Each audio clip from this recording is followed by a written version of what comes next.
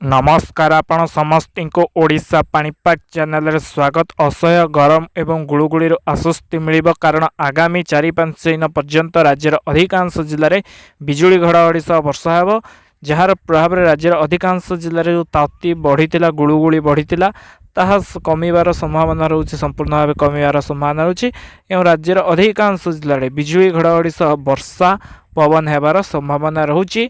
बंगोपसागर में 1-2 तारिख बेलू गोटे लघुचाप सृष्टि हे, तार प्रभाव ओडिशा रे पड़ पारे। तो आगामी जो 4-5 दिन पर्यंत क्यों क्यों जिले में बिजुली घड़घड़ी सह वर्षा क्यों तारिख होबार संभावना रोचे से संपर्क जानापी वीडियो शेष पर्यंत देखो। आगामी जो 4-5 दिन आसूची 29, 30, 31 तारिख पर्यंत राज्यर अधिकांश जिले में बिजुली घड़घड़ी सह वर्षार संभावना रोचे।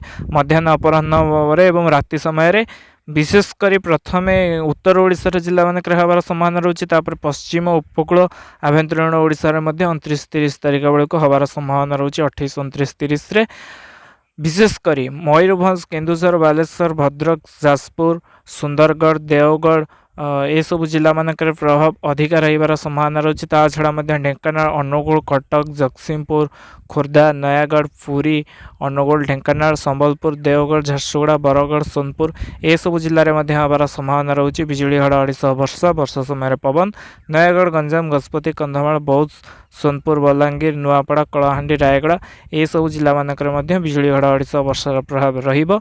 आगामी 4 दिन जो आसूची 28, 29, 30, 31 तारिख में विशेषकर अपराह्न मध्याह्न समय तेणु तातीर सामान्य आश्वस्ति मिले, कारण दिन बेला जदि गरम हो राति समय काल बैशाखी आसबार संभावना होची। अपराह्न एवं राति समय उपकूल ओडिशा, उत्तर ओडिशा रे टिके प्रभाव अधिक रहिबो एवं आभ्यंतरीण पश्चिम ओडिशा रे मध्य प्रभाव रहिबो, किंतु उत्तर उपकूल रे अधिक प्रभाव रहिबो। आगामी जो 4 दिन आसूची बिजुली घड़घड़ी सह वर्षार प्रभाव उत्तर एवं उपकूल रे अधिक रहिबो, जेमति केन्दुझर, ढेंकानाल, अनुगुल, भद्रक, जाजपुर, बालेश्वर, मयूरभंज, केन्द्रापड़ा, कटक, जगतसिंहपुर, नयागढ़, खोर्धा ये सब जिला मानक प्रभाव रहिबो।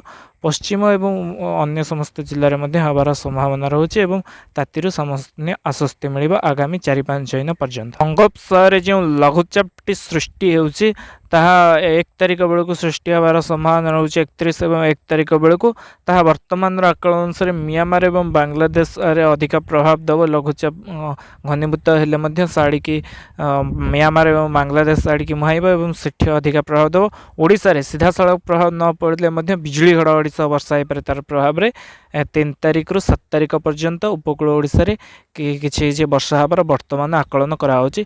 लघुचाप सृष्टि हेब ता क्यों आड़की जे वर्तमान स्पष्ट आकलन कराजिने।